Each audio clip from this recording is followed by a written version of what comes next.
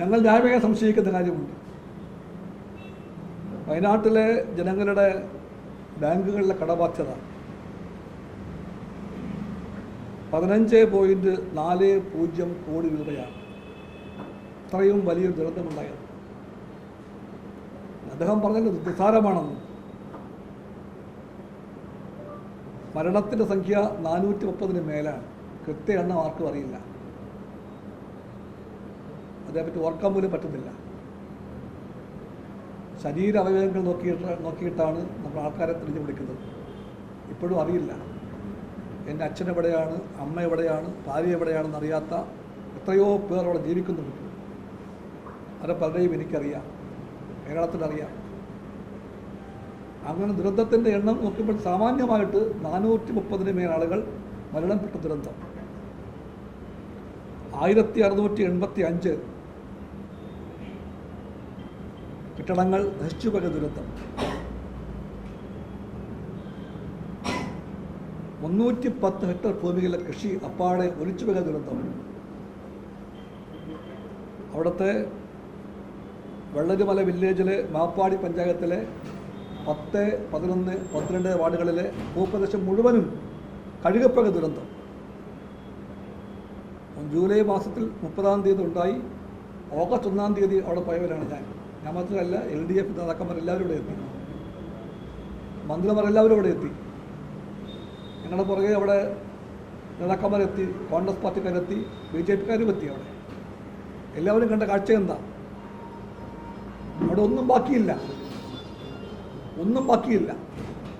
ഒന്നും ബാക്കി വയ്ക്കാതെ, ഭൂമിയോ വീടോ ജീവിതമോ ഒന്നും ബാക്കി വയ്ക്കാതെ എല്ലാം കഴുകത്തുടച്ചു കൊണ്ടുപോയ ആ മഹാദുരന്തത്തിലെ നഷ്ടത്തിന് കണക്കെടുത്തപ്പോൾ ബാങ്കുകളിലെ വായ്പയുടെ കണക്ക് എന്നെ അത്ഭുതപ്പെടുത്തി.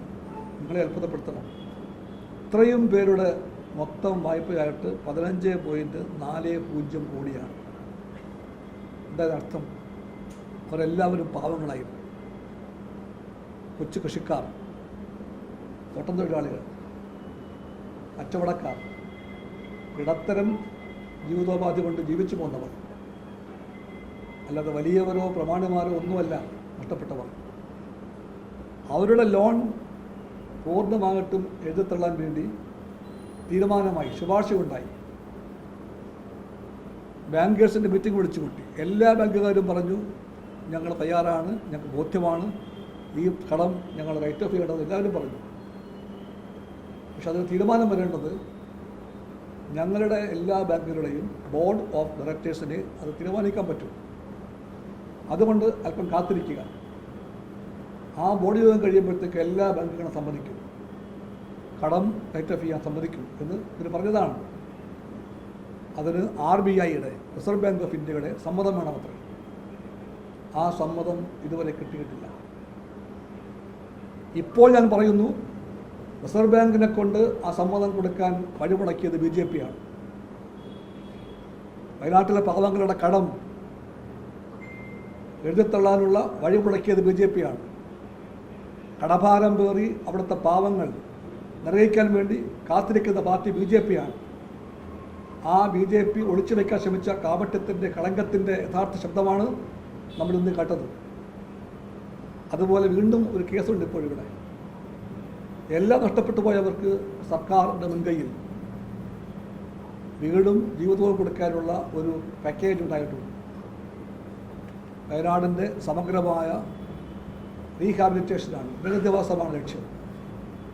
എല്ലാവർക്കും നല്ല കെട്ടുറപ്പുള്ള വീടുണ്ടാകും, എല്ലാവർക്കും ചെറിയ സ്ഥലം ചുറ്റുപാടും ചെറിയ സ്ഥലം. അവിടെ ആശുപത്രി ഉണ്ടാകും, സ്കൂളുണ്ടാകും, കളിക്കളമുണ്ടാകും. ഇതെല്ലാം പ്ലാൻ ചെയ്യുന്ന നഷ്ടത്തിലെല്ലാം നഷ്ടപ്പെട്ടവർക്ക്, എല്ലാ ജീവിത പ്രതീക്ഷയും പോയവർക്ക് ജീവിതത്തിലേക്ക് വരാൻ പ്രതീക്ഷ കൊടുക്കാൻ വേണ്ടിയുള്ള പദ്ധതിയാണ് LDF ഗവൺമെൻറ് ഉണ്ടാക്കിയിരിക്കുന്നത്. അതിനുവേണ്ടി സർക്കാർ കണ്ടെത്തിയ ഭൂമി അവിടെ വെത്തിരി താലൂക്കിലെ 2 തോട്ടം ഭൂമികളാണ്. ഹാരിസൺ മലയാളത്തിൻ്റെയും അതുപോലെ നെടുമ്പാല തോട്ടത്തിൻ്റെയുമാണ് ഭൂമി. നെടുമ്പാല എസ്റ്റേറ്റും ഹാരിസൺ മലയാളം എസ്റ്റേറ്റും എല്ലാം ഇവിടെ ഉള്ളവരാണ്. അവർക്ക് കേരളത്തെ അറിയുന്നവരാണ്, ഈ ദുരന്തം കണ്ടവരാണ്. അവർക്കും ബോധ്യമാണ് ഇത്രയും വലിയൊരു നഷ്ടമുണ്ടായ നാട്ടിൽ ആ ജനങ്ങളെ ജീവിപ്പിക്കാൻ വേണ്ടി ഈ ഭൂമിയിൽ സർക്കാർ ഉണ്ടാക്കാൻ പോകുന്ന ടൗൺഷിപ്പിന് വേണ്ടി അത് വിട്ടുകൊടുക്കേണ്ടത് ആവശ്യമാണെന്ന് അവർക്കും ബോധ്യമായിരിക്കാം, എല്ലാവർക്കും ബോധ്യമാണ് കാര്യം. പക്ഷെ ആ തോട്ടങ്ങൾ ഉടമസ്ഥന്മാർ ഇപ്പോൾ കോടതിയിലാണ്. വയനാടിൻ്റെ ഈ പറയുന്ന പുനരുജ്ജീവനത്തിന് വേണ്ടി, പുനരധിവാസത്തിന് വേണ്ടി ഈ ഭൂമി വിട്ടുകൊടുക്കാൻ തന്നർത്ഥമല്ല എന്നറിയിച്ചുകൊണ്ടുള്ള കേസ് കൊടുക്കാൻ വേണ്ടി അവരിപ്പോൾ കോടതിയിലുണ്ട്. ഞങ്ങൾ സംശയിക്കുന്നു, CPI സംശയിക്കുന്നു, അവരെ തള്ളി പറഞ്ഞത് BJP ആണ്. ഹാരിസൺ മലയാളവും നെടുമ്പാല എസ്റ്റേറ്റും ഈ ഭൂമി വയനാടിൻ്റെ പുനർനിർമ്മാണത്തിന് വേണ്ടി കൊടുത്തു പടയുക എന്നുള്ള വാദവുമായി കോടതിയിലേക്കുള്ള ഒരു യുദ്ധത്തിനായി എത്തിച്ചതിന് പുറകിൽ BJP ആയിരിക്കും. റിസർവ് ബാങ്കിനെ കൊണ്ട് കടം എഴുതി തള്ളാൻ സമ്മതിക്കാത്തതും തോട്ട ഉടമസ്ഥന്മാരെ കൊണ്ട് കോടതിയിൽ പോയി കേസ് കൊടുപ്പിച്ചത് BJP ആയിരിക്കും.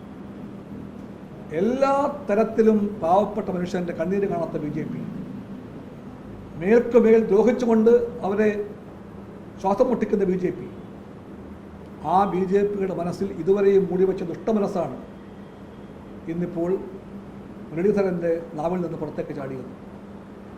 അതുകൊണ്ട് വേറെ ഒരു ഓപ്ഷനുമില്ല, ആ പാർട്ടി ഒന്നടങ്കം കുറ്റക്കാരാണ്. ഇതിലേക്കെല്ലാം നയിക്കുന്ന ആ പാർട്ടിയിലെ ആരും എന്തു പറയുമ്പോഴും ചിന്തിക്കുമ്പോഴും എല്ലാം അവരെ നയിക്കുന്ന സർവാധികാരിയായ മോദിയാണ് ഉത്തരം പറയേണ്ടത്. നരേന്ദ്രമോദിയാണ് ഇതിൻ്റെ എല്ലാം കാരണക്കാരൻ. അതുകൊണ്ട് നിരുപാധികമായി BJP ഒന്നടങ്കം ഈ കേരളത്തോടും ഇന്ത്യയോടും ക്ഷമാപണം ചെയ്യണം. ആ BJP രാഷ്ട്രീയത്തിൻ്റെ തിന്മകളെ ജനങ്ങൾ തിരിച്ചറിയുന്നുണ്ട്. കൈവരുന്ന ഓരോ അവസരത്തിലും ജനങ്ങൾ ശിക്ഷിക്കും BJP രാഷ്ട്രീയത്തെ. അതിൻ്റെ എല്ലാ കയ്യാളന്മാരെയും ശിക്ഷിക്കും ജനങ്ങൾ. നാളെ ശിക്ഷയുണ്ടാകും പാലക്കാട്, നാളെ ഉണ്ടാകുന്നത്. അത് BJPയെ മാത്രമല്ല, BJPക്ക് എപ്പോഴും കൂട്ടുനിൽക്കുന്ന BJPയുടെ ചങ്ങാതിയായ കോൺഗ്രസ് പാർട്ടിക്കും ഈ ശിക്ഷ കിട്ടിയേ തീരും. കോൺഗ്രസ് പാർട്ടിയും BJPയും അറിയാത്തതൊന്നും ഇല്ല കേരളത്തിൽ. എല്ലാ കാര്യങ്ങളും അവർ പരസ്പരം അറിയിച്ചുമാണ് ചെയ്യുന്നത്.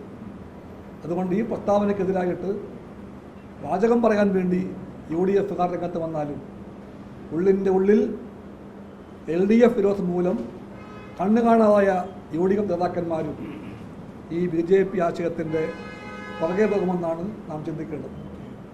നിർഭാഗ്യവശാൽ കേരളത്തിലെ കോൺഗ്രസ് നേതൃത്വം ഗാന്ധി നെഹ്റു പാരമ്പര്യങ്ങളെയെല്ലാം മറന്ന കോൺഗ്രസ് നേതൃത്വം അത് നയിക്കുന്നത് അന്ധമായ ഇടതുപക്ഷ വൈരം മാത്രമാണ്. ആ കോൺഗ്രസ് നേതൃത്വം എല്ലായ്പ്പോഴും രാത്രിയിലും പകലും ആകാവുന്ന എല്ലാ തരത്തിലും BJPക്ക് ഓശാന പഠനം പഠിക്കാത്തവരാണ്. അതുകൊണ്ട് ഈ കുറ്റത്തിൻ്റെ പങ്കാളിയാണ് കോൺഗ്രസ് പാർട്ടി എന്ന് പറയാനും ഞങ്ങൾ ആഗ്രഹിക്കുന്നു.